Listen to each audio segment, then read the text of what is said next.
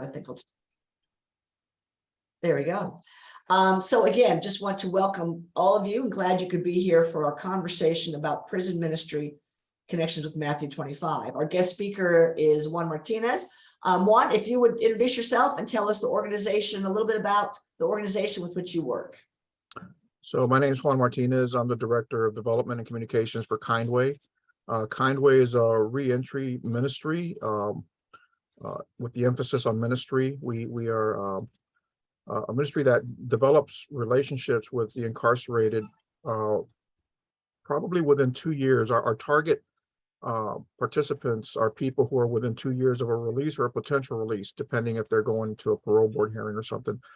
And then we put them through a mentoring discipleship type programming for about 10 months. And then after which then they wait for release. And then we continue those relationships after release in the community for a year. So the people signing up and our volunteers are committed to visiting the prison monthly or whenever we have special events. And then we find mentors, we call them navigators, to go along with them on their journey after release for up to a year. Those relationships tend to last longer than that, but that's a commitment we ask from our participants. We serve in 3 prisons, soon to be our 4th. For 10 years, we served at the Ohio Reformatory for Women and at the Marion Correctional Institution. And last year, we completed our first season, I think we call them, at the Kindway Correctional Institution, south of Columbus. And our target is to be at the Madison Correctional Institution next year. We've increased our class size of probably 70%, and we're starting to offer services to the general population at the Marion Correctional Institution, where we served hundreds of men last year. But as far as with regard to those who we serve after release, they have to go through a program that we offer called Embark. That's the 2-year, 1 year inside, 1 year outside program we offer. We've had 174 people released in the last 10 years through Embark. And of those who have completed the entire 2-year mentoring program, including the year outside, only 2 have gone back, and those only recently. So a pretty good track record. If we calculate everyone who's gone back, our recidivism rate as compared to the one in Ohio is significantly lower. You know, people who've broken rules, who went back, who didn't complete the course, but still went back because they were part of our program, our recidivism rate is probably at about 4%. Right. And yeah. Okay, thanks, Juan. We're going to be hearing a lot more from Juan here in just a minute. Okay. Let me share a little bit. Several of the folks on here are part of CNO, so Matthew 25 is something they can recite at heart, and Betty Lou has also been a part of things. But just a reminder that one of the things that we focus on in this presbytery is the Matthew 25 initiative, with a focus on eradicating systemic poverty, dismantling structural racism, and building congregational vitality. And when we were discussing how we wanted to offer yet another facet of Matthew 25, our little task force talked about prison ministry and how very often issues of race and poverty play into that structure. And so I want to play a video. It's actually a TED Talk, which, you want to find out anything about information. But I was struck by, in this very short conversation, the number of intersections between poverty, issues of poverty, and Matthew 25. And so I'm going to play that for you and just kind of pick out of there what are some of the specific issues that you see, again, particularly related to Matthew 25 issues, but just some of the general challenges of prison. So let me let's see. Okay, let me share my screen here.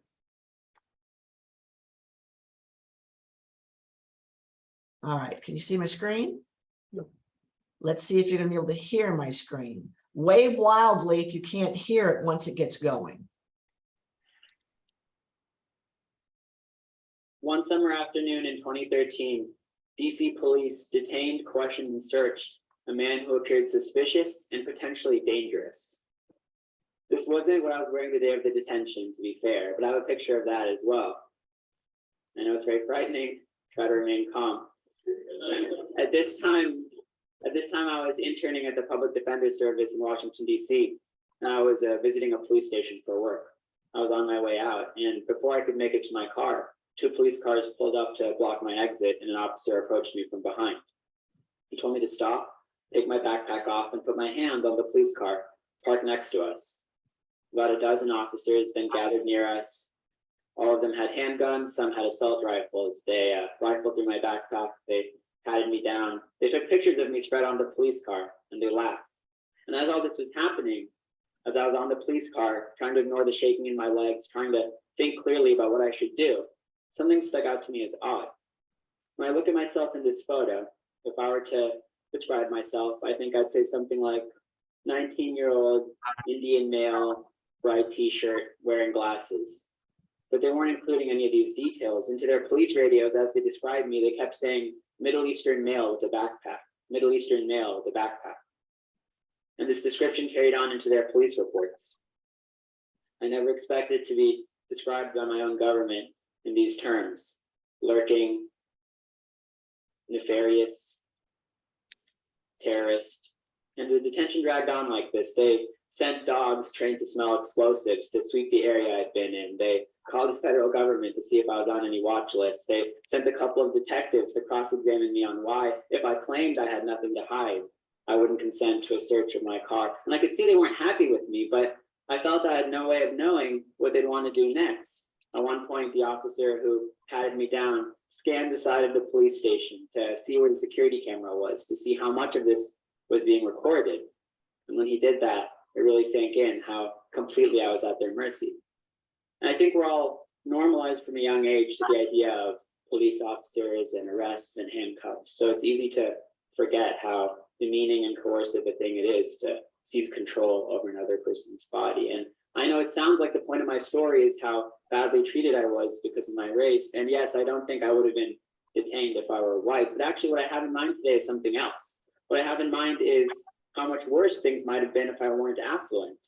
I mean, they thought I might be trying to plant an explosive, and they investigated that possibility for an hour and a half, but I was never put in handcuffs. I was never taken to a jail cell. I think if I were from one of Washington, D.C.'s poor communities of color, and they thought I was endangering officers' lives, things might have ended differently. And in fact, in our system, I think it's better to be an affluent person suspected of trying to blow up a police station than it is to be a poor person who's suspected of much, much less than this. And I want to give you an example from my current work. Right now, I'm working at a civil rights organization in DC called Equal Justice Under Law. Let me start by asking you all a question. How many of you have ever gotten a parking ticket in your life? Raise your hand. Yeah, so have I. And when I had to pay it, it felt annoying and it felt bad, but I paid it and I moved on. I'm guessing most of you have paid your tickets as well. But what would happen if you couldn't afford the amount on the ticket and your family doesn't have the money either? What happens then? Well, one thing that's not supposed to happen under the law is you're not supposed to be arrested and jailed simply because you can't afford to pay. That's illegal under federal law.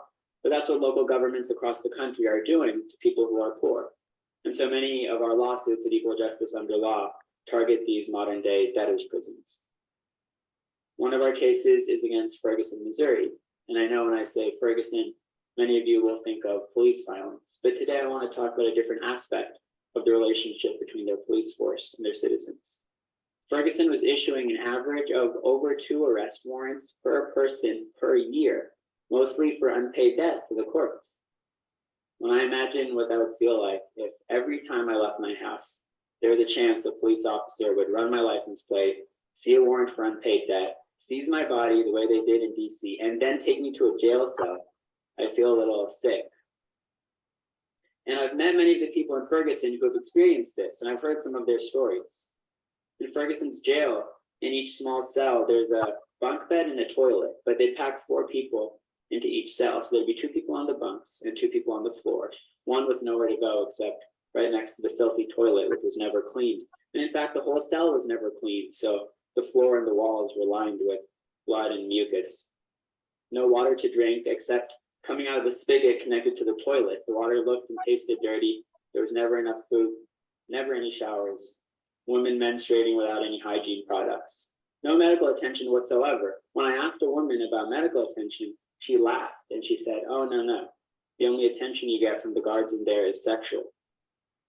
So they'd take the debtors to this place and they'd say, "We're not letting you leave until you make a payment on your debt. And if you could call a family member who could somehow come up with some money, then maybe you were out. If there was enough money, you were out. But if it wasn't, then you'd stay there for days or weeks. And every day the guards would come down to the cells and haggle with the debtors about the price of release that day.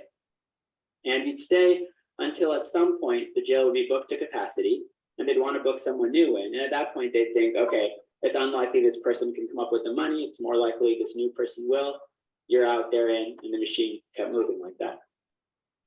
I met a man who 9 years ago was arrested for panhandling in a Walgreens. He couldn't afford his fines and his court fees from that case.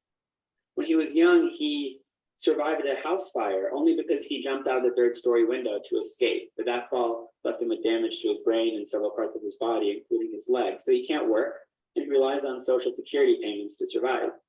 When I met him in his apartment, he had nothing of value there, not even food in his fridge. He's chronically hungry. He had nothing of value in his apartment except a small piece of cardboard on which he'd written the names of his children. He cherished this a lot. He was happy to show it to me, but he can't pay his fines and fees because he has nothing to give. But in the last 9 years, he's been arrested 13 times and jailed for a total of 130 days on that panhandling case. One of those stretches lasted 45 days. So just imagine spending from right now until sometime in June in the place that I described to you a few moments ago.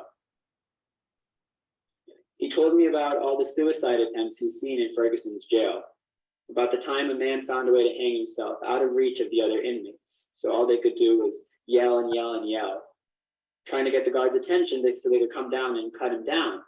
And he told me that it took the guards over 5 minutes to respond. And when they came, the man was unconscious. So they called the paramedics, and the paramedics went to the cell. They said, "He'll be okay." So they just left him there on the floor. I heard many stories like this, and they shouldn't have surprised me because suicide is the single leading cause of death in our local jails. This is related to the lack of mental health care in our jails. I met a woman, single mother of 3, making $7 an hour. She relies on food stamps to feed herself and her children. And about a decade ago, she got a couple of traffic tickets and a minor theft charge, and she can't afford her fines and fees on those cases. And since then, she's been jailed about 10 times on those cases. But she has schizophrenia and bipolar disorder, and she needs medication every day. She doesn't have access to those medications in Ferguson's jail because no one has access to their medications. And so she told me about what it was like to spend 2 weeks in a cage, hallucinating people in shadows and hearing voices, begging for the medication that would make it all stop, only to be ignored. And this isn't anomalous either.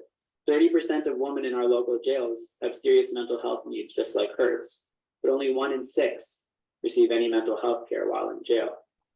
And so I heard all these stories about this grotesque dungeon that Ferguson was operating for its debtors. And when it came time for me to actually see it and to go visit Ferguson's jail, I'm not sure what I was expecting to see, but I wasn't expecting this. It's an ordinary government building. It could be a post office or a school. And it reminded me that these illegal extortion schemes aren't being run somewhere in the shadows. They're being run out in the open by our public officials. They're a matter of public policy.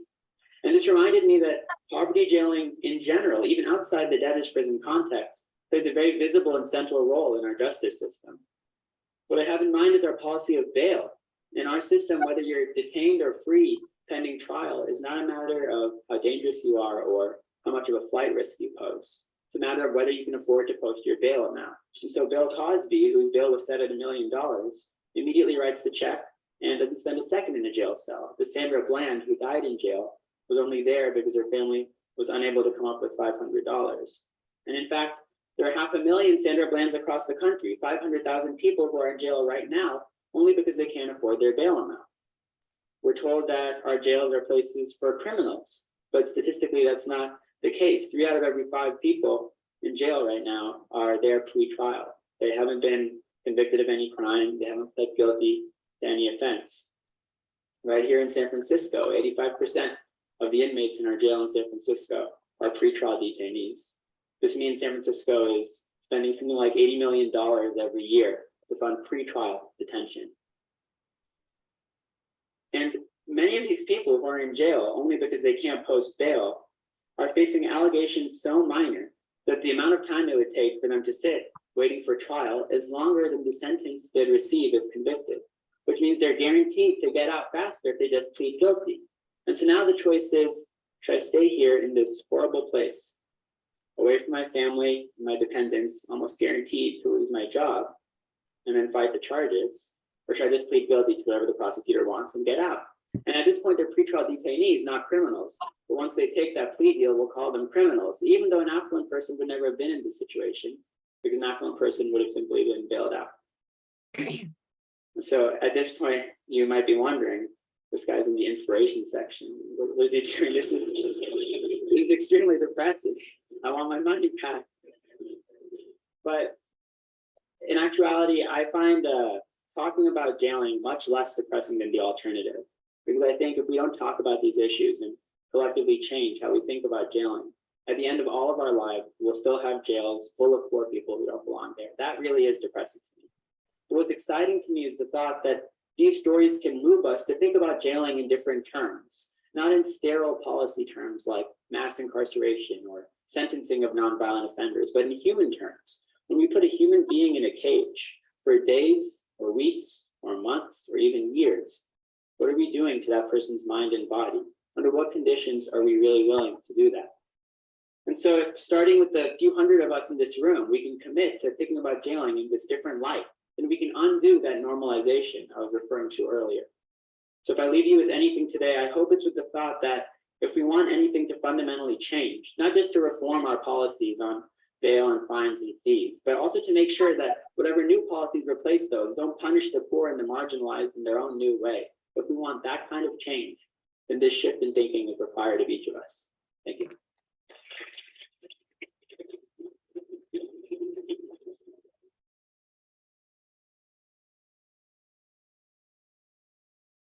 So responses to the video. We won't spend a lot of time on this, but anything that was a new learning for you or reinforce something that you think is pretty important to remember? What are some things you reflected on from the video?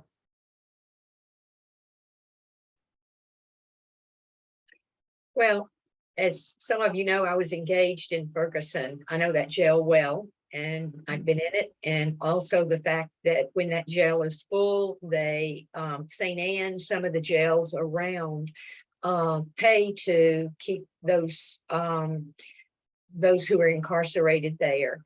And so it's just a very big money-making scheme all around. So much of the supporting of the police department comes through. And also in those jails, there are debit machines, which, kind of surprised me.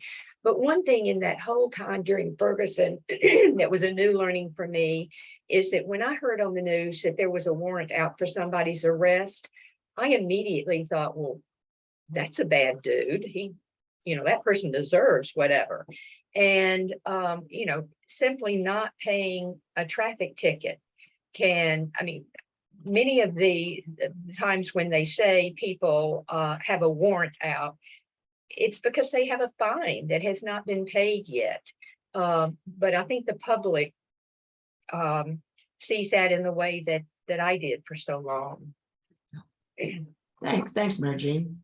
Any other reflections on that? I'll just add that I think my experience and those of many I've known along the way is pretrial detention is to me, I think I define it as a kind of coercion. I think too often we have people pleading guilty prematurely or unnecessarily because of the discomforts of pretrial detentions.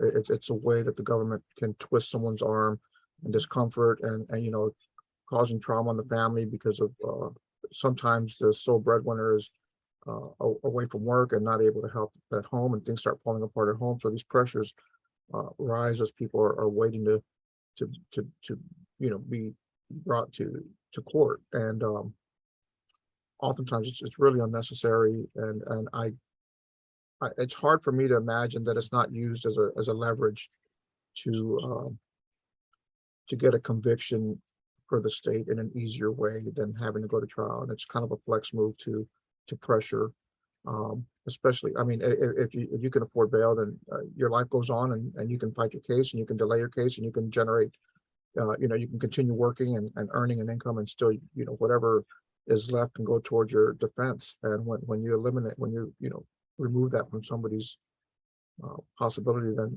it completely changes everything. And I suspect that there are way more convictions than there should be, because the poor are unable to pay their way out and get out of pretrial detention, and they're forced or coerced in many ways to just give in.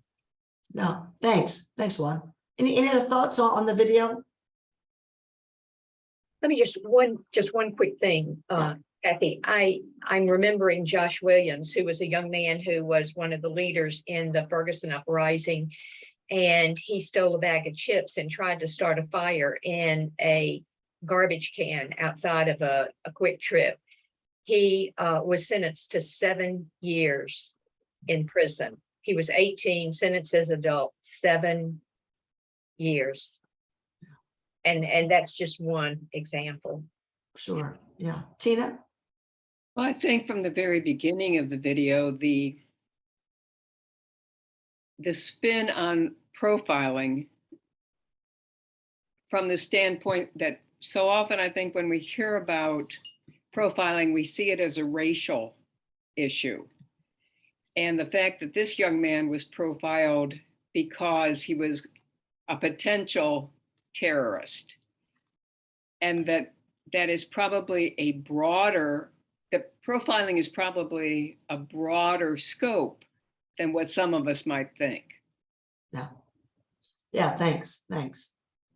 Again, the issues of the lack of mental health care and lack of health care in general, but again, particularly the focus on the paying fees and bail.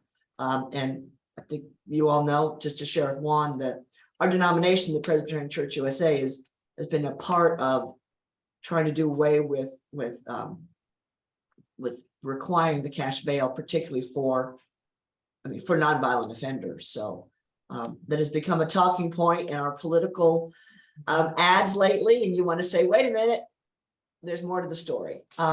So speaking of more to the story, I'm going to switch our screen now to, nope, I did it to Tina. I don't think Tina wants to be our speaker. I'm betting that I want to change that instead to one. There we go. See if that'll work.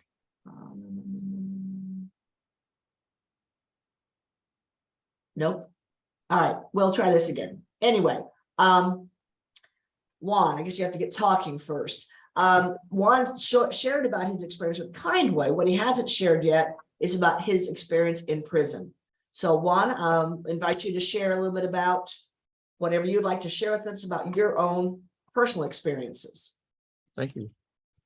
Well, everyone, thanks for having me. I worship at Central College Presbyterian. I haven't become a member, but I do their audio engineering for their contemporary service. So I feel at home right now. I think they've been very welcoming since me coming home. Yeah, so I have this fancy title at Kindway, but for 15 years, I was known as 473619.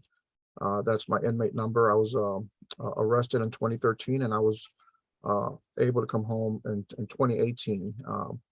My offense was drug possession, and so 15 years seems kind of just a little over the top, it seems, for mere drug possession. It was a significant amount of drugs, mostly marijuana, and I had a little bit of cocaine. And I'm not trying to minimize anything I say here, but that's the reality of it. And so, in the spirit of what we're talking about today, part of what drove me to living that life was, we were in poverty. I was 17 and my girlfriend at the time was 15, and both of our mothers within a month of each other suffered what was then known as a nervous breakdown, and were subsequently diagnosed with schizoaffective disorder. So they were schizophrenic bipolar. Both of them had their episodes, their first ones within a month of each other. And I'm the oldest of seven, and she was the middle daughter of seven. So she had three younger siblings, and we're also caring at that time for five of her nieces and nephews. We lived in a 2-bedroom house in South Texas. She and I lived in the living room, and the nephews with the grandmother and her brother, and then the two younger sisters had their own room. And so we're essentially living in poverty, and we dropped out of school to work, and we were working 2 dead-end minimum wage jobs to try to keep the family afloat. And then child services came and took the nephews away, and we at 17 and 15 decided, they belong with us and we need to get them back. And that kind of became our purpose in life. For years, we tried to kind of advance at our jobs and save money and get a larger house, but it was never enough. And that getting the kids back was our mission. And so I decided, when an opportunity came up, to move to Ohio to sell drugs. That would be the answer to our problem. And so I did it. And it's not a good justification, but just to be frank, that's what I did and why I did it. So I moved to Ohio in 93. And at that time I was selling enough drugs where I was probably earning about $4,000 a month by selling about $20,000 worth of marijuana. And I had a pretty fair run, if that's what you want to call it, until 2003, when I was arrested. At that time, I was probably selling at about probably $250,000 or holding on to $500,000 worth of marijuana at any given time, selling that about every month or 2 months. So I was making pretty good money at that time. When I was arrested, the state and federal authorities got involved, and I was eventually convicted of crimes in both places. So the appeal is there to I was brought up by someone I trusted my entire life, who kind of raised me, and that everyone who got into power and had any taste of success got there by cheating, and if we're going to taste it as well, then we're going to cheat as well. And the way we're cheating the system was through the drug trade, and that pretty much was the foundation of my worldview growing up. Not just when it was time to move to Ohio. That's the way I had been brought up my whole life. So that was my fundamental, one of the key components of my worldview growing up. And it just seemed like, okay, it's just part of what we do. And so I came up here, and when I got arrested, it was pretty traumatic. My fiance, same girl at the time, we had 2 children, a 6-month-old and a 3-year-old. And immediately I hired attorneys and wanted to take responsibility. And I think they assumed that there was some money to be gained. So they started playing us, it seemed, and thought they had, hey, let's see how much we can. They tried to draw this thing out, and I didn't want to draw it out, and I was trying to take responsibility. And eventually we ran out of money, and they kept holding my fiance to the fire, and they wanted me to. They're trying to use. I was also detained, and the bond was higher than I wanted to pay, because I'd rather have the money go toward maintaining finances at home. And so I was in a tough spot, and I wasn't working, so it's not like we're missing income, but I was in the jail for over a year and a half fighting my case, trying to negotiate a deal where they would release my kid's mom, who was a resident alien, and they wouldn't. I was ready to, but they kept wanting me to drag other people into the mix that would have made it very dangerous for my family. So that was not an option. I just said, just let me take responsibility. And at first, the attorney seemed to be on board with trying to help me do that, but I think they just dragged it out to suck up more of the funds that they thought I had lying around. And eventually, at some point, I ran out of money, and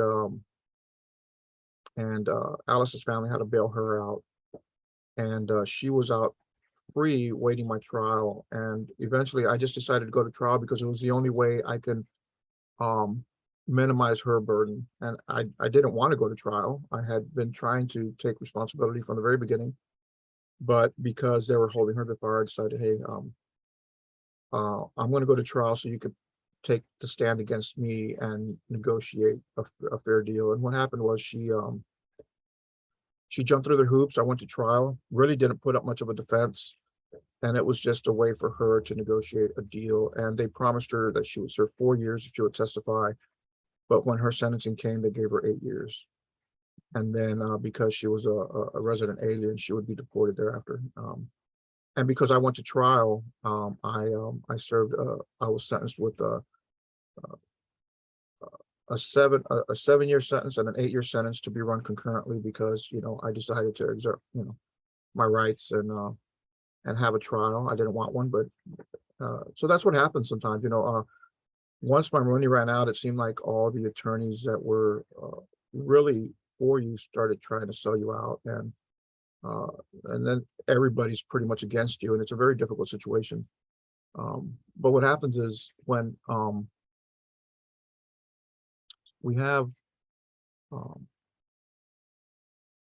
I guess the biggest injustice for me is that then my kids were pretty much stripped of at least having one parent home, and what we've seen over the years is that usually parents or children who come from parents who've been incarcerated tend to follow in their footsteps. I'm very blessed that my children did not, and they're actually doing pretty well, for which I'm very grateful. But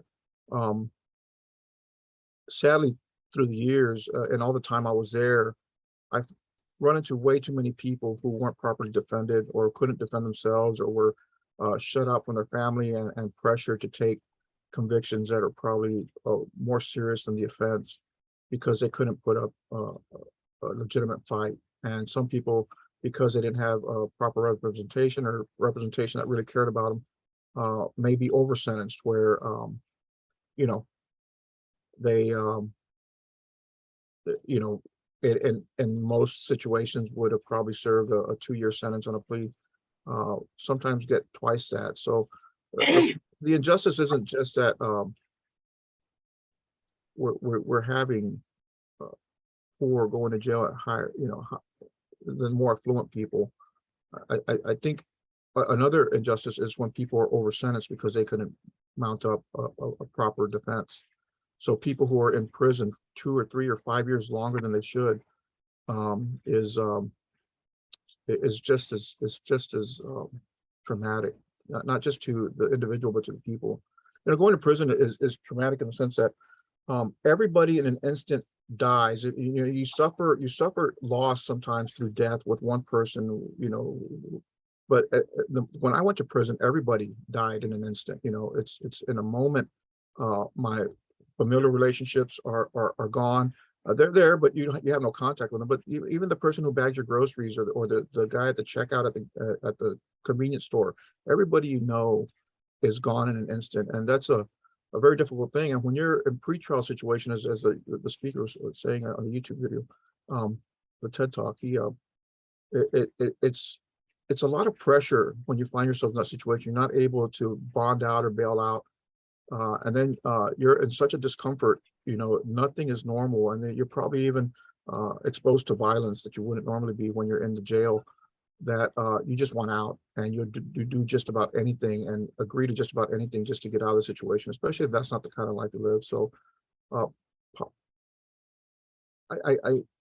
know we're talking about systemic poverty and the impact on the judicial system, and also systemic racism. The problem I have as a minority is that I'm from South Texas, and my high school was 95% Hispanic, and I think we experience a lot of the same issues there. And the community is over 90% Hispanic, maybe 80 or whatever more, and everybody in office. So I think he was right in the sense that it's not necessarily a race issue, but it's a power issue. It's an affluency issue. There's a difference in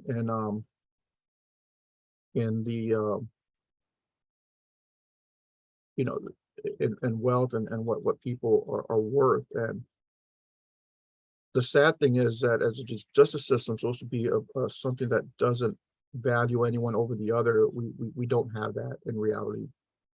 And so how do we fix it? Well, going to prison, I expected that I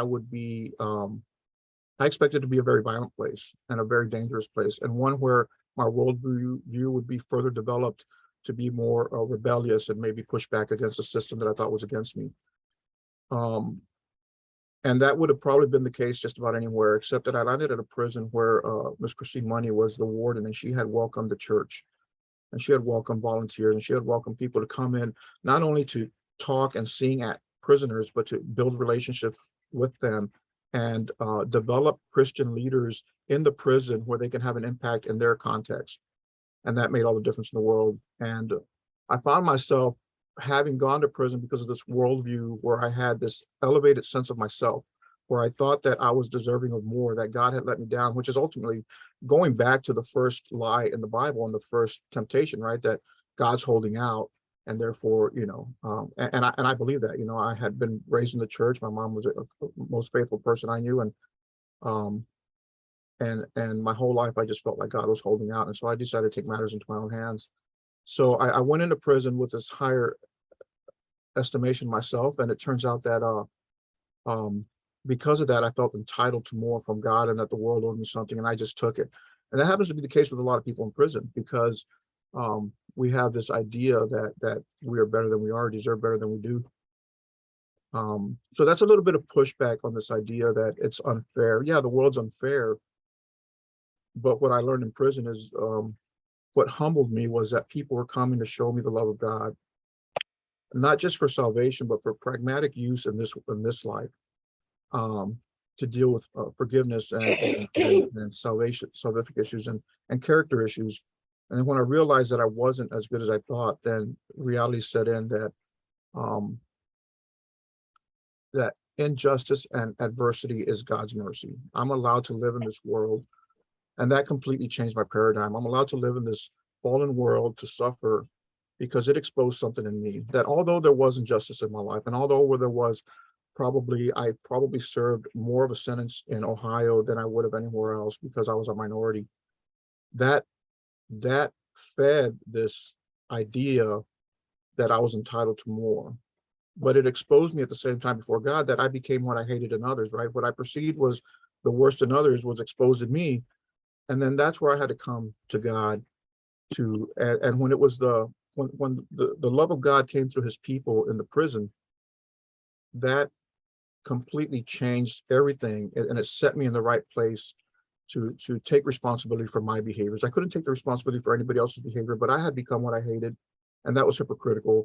And the only solution for moving forward was that I had to submit to Christ. And the only way I could have done that was by people coming to me at a time when I was of no value to anyone, and I couldn't help anyone. And I was at the lowest point of my life, and I had destroyed my life and the life of my children and the life of my fiance. And yet God's people were coming to show me that I was still acceptable, I was still redeemable, I could still be used in this life. And so those two realities couldn't fit in one brain at one time. That, where I had this elevated sense of myself before, or I had this really humble state where I was of no use and felt like I was worthless, but God through his people gave me worth. And so I went down this journey. And so as I look at the time, I'd really like to touch on this. I don't know that I've helped the conversation. That TED Talk kind of took me in a different direction, but why is it important and why should we care as a church? Well, because when you visit the prisoners and you offer them more than just salvation and more than just a couple of songs, but a real relationship and a hope that they can be a part of a community that's healthy out here, the church community, then we're offering them the only solution that God has for all these problems. Systems in God's discipleship plan are made better from the bottom up. The individuals become submitted to the call of God on their lives to be transformed. And because the individuals are transformed, the systems are transformed. I think that that happens at an inmate level. And because of that, the prison where I was went from one of the most violent prisons in Ohio to the fourth safest prison in Ohio out of 40 or 50 that we have. And that's because the only three that were safer were the two women's pre-release centers. No one's fighting there because the women want to go home. And what was Hocking Hills, which is essentially the place people went to expire. It was like the place where those who were terminally ill would go to expire as prisoners. And that place was shut down, but nobody was fighting there. And so you know, we experienced that in a prison, and we can experience it out here in our systems. That and what it takes is for the church not just to think of the justice system as inmates needing to be transformed, but everybody in the system needing to be transformed. And discipleship is the way it goes. We've kind of tried to we've punted to the government to answer all our social problems, but God gave us one avenue, and that was through discipleship, where we ourselves are being transformed in the image of Christ, and then we engage our communities and our peers and those in our networks and those in our circles of influence, where they would hopefully see something in us that would want them to be transformed, and where they would want to be challenged, and where their hypocrisy would come to the surface, and where, just as my hypocrisy was exposed and that I became what I hated in others, well, maybe there are people who can influence judges, and who can influence politicians, and who can influence district attorneys or even defense attorneys and their circle of influence, and say, hey, how can you be transformed to be more compassionate and caring like Jesus Christ? Because that's what he calls us to do. The gospel is supposed to affect our systems through the individuals. I don't think the approach is, you know, we can influence through our votes, we can influence through our political influence with our friends and those in our network, but God calls us to disciple individuals. And I think it's important most of all because the visitation of the Christians who came to the prison, and they were the only ones coming, to be honest, volunteering to share the love of Christ, it pointed directly to the incarnation of Jesus Christ. The Christians visiting me in my crisis pointed directly to the Jesus who visited us all in our crisis, humanity as a whole in our crisis. He visited us in our prison of death, in this world that's dying and in entropy. He visited us, and I couldn't think of a better way to get my attention than that. And that reality pointed to the reality that Jesus was for us. And I think that's the solution. That's the answer for all the problems of which we're speaking. You know, a top-down approach, I don't think is what he left us. It's important. Why should we care? Because it glorifies him. It points to him. Our involvement in the crisis of people and missions anywhere is to get directly involved with people, and then develop people in their context to build a foundation and family of faith where they are, where they can serve each other. You know, when we think of prison missions, or we think of missions anywhere else in the world, we don't think of it in where we have people in Haiti depend on your church congregation to sustain them forever. We built leadership in their context, and that's what's happening in some of the prisons around Ohio. And how does, man, you know, I feel like I'm rambling. And I guess I'll end with this. It's a complicated issue, and there's so many things that are unknown because people have to experience them to understand them. But the other way to experience them is to be directly involved with those who are being impacted by the system, but also having the courage to engage those who are in the system and have conversations that aren't rooted in trying to create shame, but trying to bring them to the table to have real solutions that are, especially from a faith community, centered around the gospel. How can you, in a leadership role or in a position of authority, consider being more of a direct reflection of Jesus Christ in your position, and not be so militant about punishment? I think of a passage that used to come up in my mind in prison a lot. I think it's out of James. It says, the wrath of man does not produce the righteousness of God. Ultimately, everybody involved wants the solution to be that those who come home don't commit crime again. Yeah, and part of that is to have some compassion, to not over sentence, not over incarcerate, not give people an opportunity to feel that society has given up on me and God is holding out. Because the idea that God is holding out, you know, what the serpent said to Eve, God knows that when you eat of the fruit thereof, then you will be like him, right? Essentially, at the root of that, he's telling Eve, God's holding out. And it's amazing how many people I met along the way in prison who are there because they felt God was holding out. And to abuse somebody when they're already down is not going to produce the righteousness of God. It's going to further entrench people in prison to continue on that journey, and then become what they hate in the society that probably took too much from them. Sadly, those who are less fortunate are unable to fight their cases and get some type of fair resolution. And so you can imagine that many people are going to prison, just becoming more angry and more bitter. And then when they come home, it's no wonder that they respond with, and commit more crimes. Yeah, and that's certainly, yeah. Yeah, Thank you. I want to make sure we've got some Sure. time for responses. yeah, I see. I hit the mark. Sorry. No, you're fine. You're fine. You have a great story to tell, and we really appreciate your honesty and your insights. Juan has said he's open for questions. So if you have anything in particular that you'd like to ask about his perspective or his experiences, he's open for that. So you might have a question. I wanted to ask about your family. First of all, your witness, the telling of the story. There's so many points at which are helpful for the church in developing ministry and thoughts around incarceration.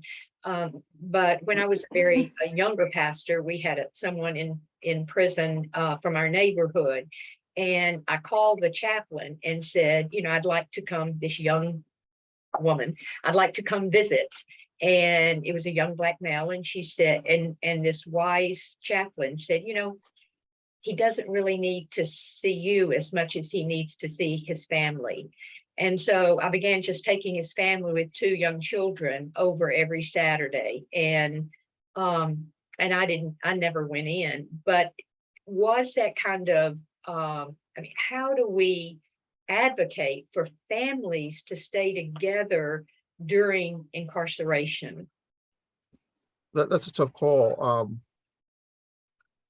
I was there 15 years. My last 4 years, I graduated from the Weinberger Theological Seminary, and that came about because we're developing a lot of ministries inside. And what some prisons do is that they will push for like family days and days where the parents or the co-parents or the guardians and the children can come spend time with their incarcerated parent. Some churches do what you say, they'll drive them, and sometimes they'll just have to sit out in the car, Yeah. just to offer a ride to get the family there. And that's a big deal for the children, to have some type of connection, or get behind other. But what happens is the church can sometimes be discouraged from developing more meaningful prison ministries because sometimes the prisons may not be as inviting.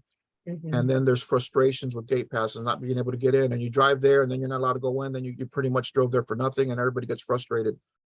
And I think the church's cause to continue knocking on that door. The church has to want to be there and show them we're not giving up. You guys are the stakeholders, and it's not a very good political move on the warden's part and on the administration part and on DRC's part to have a bunch of people wanting to be inside and help in some meaningful way, and then to turn you away, whether they want to be a part of it or not. It doesn't matter. It's usually the right political move for them to welcome you. Those things take a lot of thought, especially post-COVID. It's hard to get in, but the other thing to consider, and it's something I don't want to forget to say, when we're thinking about social justice issues, it's important to, and it's very loud, when we hear issues about how the system needs to be changed, but there also needs to be a balance about those who are impacted to be changed as well. The church needs to have as much of a voice toward people like me who are incarcerated, people who are the ones who feel like they were abused. They have to commit too, because when you're thinking about the children and the families and the loved ones of those, it's as important for the inmate as it is for the family. But sometimes that's just to help them find some type of normalcy, sometimes something familial, something comforting. But we have to consider in all that we talk about that there's a God on the throne who's orchestrating a lot of things, and he's allowing a lot of things, allowing in the sense of suffering. He's allowing suffering because the suffering exposes us. And it's not only exposing the inmates, but it's exposing the family. And we have to also consider that not only these things have to come to the surface because that's how we can address them and bring healing. But when it comes to the families, and I've dealt with the men in the ministry in prison and even today, but back then, I worked in the chapel for a decade and had a bunch of issues with family coming when, deaths or separations or whatever. God has a plan for the family as well. And sometimes the inmate's not in the right place to advance God's plan in the family's life. So sometimes the inmate hasn't been developed or transformed or submitted to God in such a way where they're going to be helpful for the plan that God has for the children and the ex and the mothers and the sisters. And so, we have to have a discerning ear and listen to God about connecting people's great. But if there's nothing undergirding it with discipleship and transformation, then we're potentially bringing people together that aren't prepared to move forward in a healthy way. That could be at the individual level with inmates and families, but also on the systemic levels with inmates returning to society, inmates as they engage, the justice system. God has a plan for both sides of the coin, and as a church, we need to be the mediators between that, not just thinking about the ones we think have been oppressed and hurt, but also the people to whom they were going to return, right? So there's responsibility of the church to kind of try to leverage or the gospel to impact both sides of the equation. Thank you. Thanks, Juan. I'm noticing some folks joining on, and I take responsibility. I apparently was listed 2 different times, 2 different places. We actually started at 10, but I will be sure that you all get, I'm recording, so you'll have a video of our conversation that we have had so far with Juan. And so Juan Martinez is our guest here, and we've got time for 1 or 2 more questions. He's been presenting. He works with Kindway, but he himself spent time in prison. And so he has been offering us insights about issues, particularly around poverty and Yes, started at 11 a.m. about poverty and incarceration. And so does anybody have another question? Another question for Juan? Again, appreciate your thoughts on that, Juan. Thank you, Kathy. And I'm available as long as you need me. So I have nowhere to go right now. So Okay, thanks. So other folks, what are some in your questions or thoughts that you have in reflection to some of the things that Juan has shared? Kathy, I have one. One involving the prison ministry. And I guess my question comes from, well, I guess it's a set time that you go. And the reason I'm asking that, we had a woman from our church, and that was serving some time. And my husband and I took her 2 daughters out to visit and put money on the books, which we had no idea, anything. We learned quite a bit. One thing was that we didn't know where this information was even available. But anyway, we would go out there, and there were times that I know they only had certain times you could go. And if there was another person that had been there prior and you weren't aware of it, and like you said, you made the drive, you weren't allowed to see them, which was very disappointing, especially for her daughters. As far as, so I take it does that come into play when you go for your ministry? I mean, I imagine that's a set time. How is that handled? yeah, so usually you have to coordinate with your point person. Most often for religious services, it'll be the chaplain of the prison, or sometimes they have 2. Marysville, the women's prison, I believe, has 3 now. And you coordinate with them, and then what they do is they have to vet you, and they'll give you some paperwork. If you're going to go for like 1 day a year and not going to be like an ongoing volunteer, you do like a 3-paper form. If you're going to be a more regular volunteer and you're going to bring an actual ministry in, that takes quite a bit of time. You do like a 15 to 17-page form. They'll process that and then get back to you and see who's approved and who isn't. And then what would happen is they'll arrange what type of ministry is it, what type of space do you need, how many inmates do you want to impact, and how many people are going to be coming in with you every week, right? Roughly. And that gives them an idea of how much space they need. And then they'll find a place to have it, whether it's a chapel or other, community spaces. And what would happen is, this is the word that brings shivers down all volunteer, the gate pass, the dreaded gate pass. The gate pass is what allows people in and out of the building. And so on that gate pass, your books or your whatever you're bringing in, as well as the names of the people who are going to be coming in, are on that gate pass, and that allows the person at the control building at the front, the A building, admin building, or whatever you want to call it. They're going to process you as you walk in. It's going to have a set time when you walk in and an estimated time when you're going to leave, and all the things you'll be taking in with you. All that has to be on there, and anybody who's not on that gate pass cannot go in. If there's a misspelling or something, chances are you might not be able to go in. And if the gate pass is not at that building when you show up, and the person who's responsible for it isn't around, then you may have shown up for nothing.